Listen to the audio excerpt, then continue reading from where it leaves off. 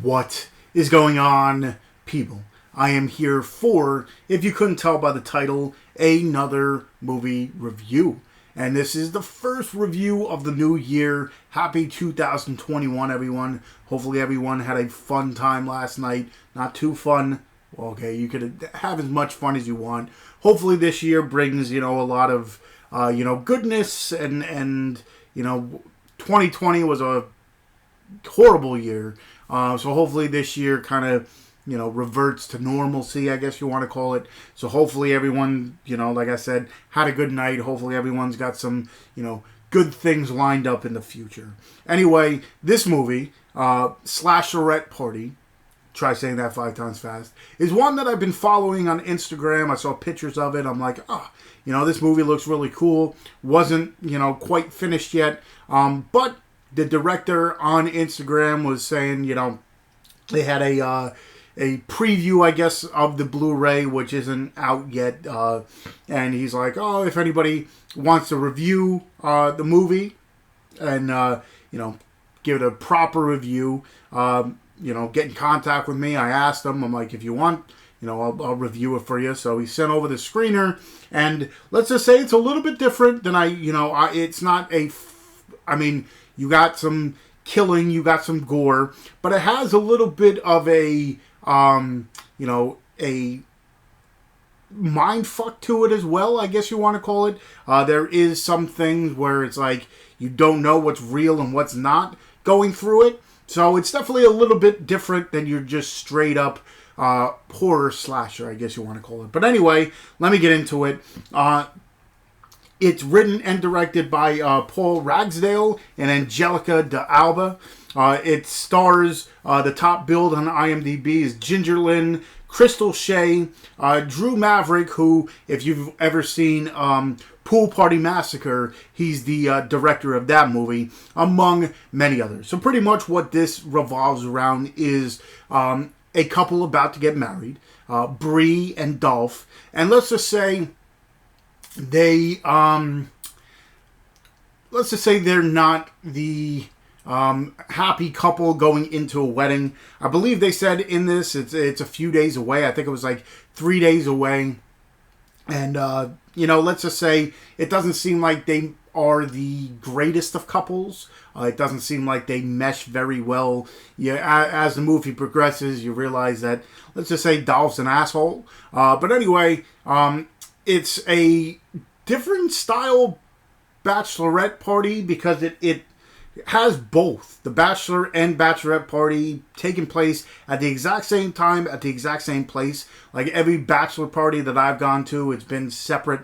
The guys do one thing, the girls do another thing. This, they have everything, set up in one spot. So that was a little bit different, looking at it, because especially towards the end of the movie, you see, 2 different things going on at once. But anyway, throughout the movie, you realize, like I said, this couple might not be, the loving couple that you expect. So Bree, she goes and she sees the therapist. I guess it would be more often than not, because it seems like she's been there a few times and hears different things from this therapist and all this stuff. And, you realize that she might not be in the greatest state of mind going into this wedding. So who knows if it's, pre-wedding jitters or something along those lines. But anyway, she ends up, her bride of honor, or maid of honor, bride of honor, what am I talking about? Maid of honor, she sets up this whole going away to a cabin kind of deal, kind of springs it up out of nowhere. Usually with like bachelorette parties and bachelor parties, you got that plan, months down the road. This was kind of like a surprise out of nowhere. And you could tell Bree wasn't in the greatest state of mind to begin with. She's having these nightmares, and you just don't know what's going on, beforehand, I guess you want to call it. Anyway, it happens. They go into this cabin. It's all supposed to be fun and games and all this stuff. You could tell that the maid of honor has all these things planned. She's getting all, screwy herself because nothing's going exactly to plan.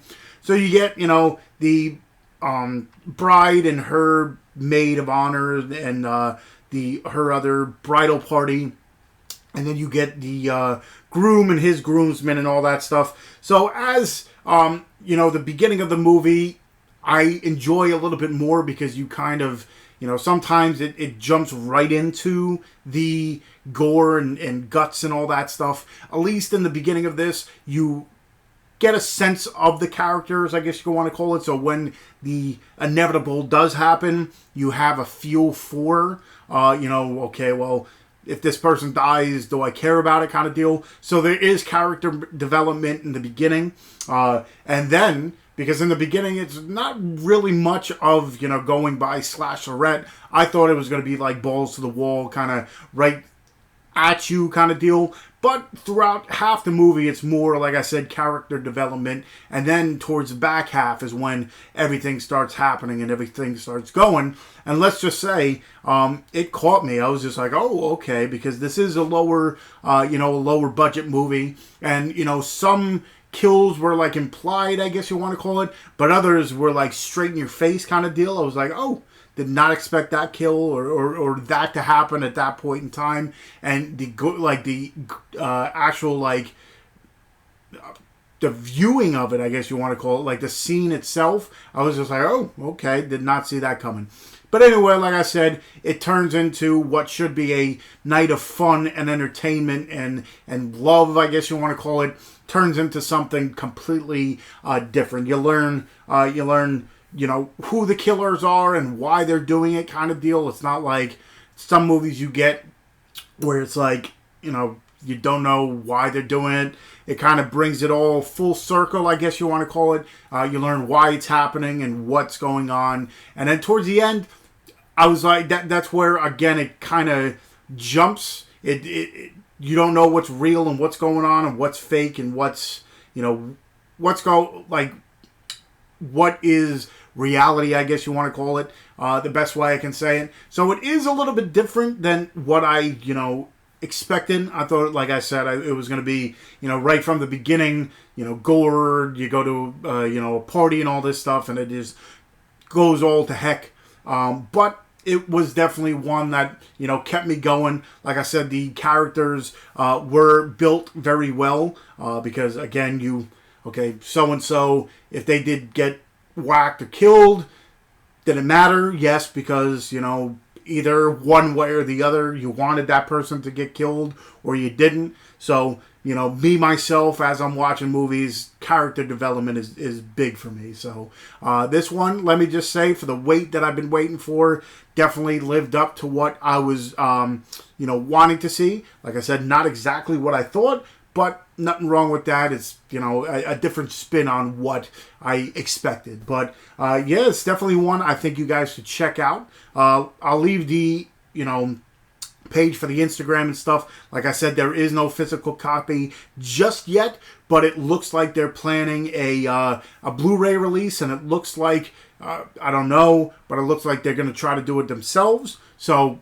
follow, I'll link it, but I think it's _P films or something. I don't know the exact off the top of my head, but I'll link their Instagram page where I saw it, and then they have like stills and all that stuff from the movie. Keep your eye out for the movie itself. I believe there's a trailer, so what I'll do is I'll link the trailer for it so you can, get a sense of what is, happening and all that stuff. And hopefully you're ready for this. Let's just say this year, from what just different things I see on Instagram, I'm excited for it. Not many movies came out last year. Independent stuff that I think should flourish this year, because I think more independent stuff, like the bigger titles, weren't there in their way, I guess you want to call it. So I think indie film is going to, grow from besides Shudder and all that stuff. So I'm excited for this year. But starting the year off right, tomorrow, if you're interested, check out the Wicked Horror Show. We're having a Saturday show. We're talking to the people behind Hacksaw. Anthony Leone, hopefully I said that right. I believe that's how you pronounce it. Horrible with last names. Still, 2021, I'm still horrible with last names. And Amy Kay they're coming on to talk about the movie Hacksaw. If you haven't already, hit that subscribe button. If you enjoyed this review, go ahead, give that thumbs up. And of course, hit that bell button so you know when I do upload more stuff, whether it be reviews or unboxings or, overviews or whatever have you. Planning a whole bunch of different things this year, kind of breaking down everything. I was going to do a full Blu-ray review, but there's too much stuff. But that's in another video. So, like I said, check out like I said, I'll find the Instagram so you could check it out, because I think it's A_P_films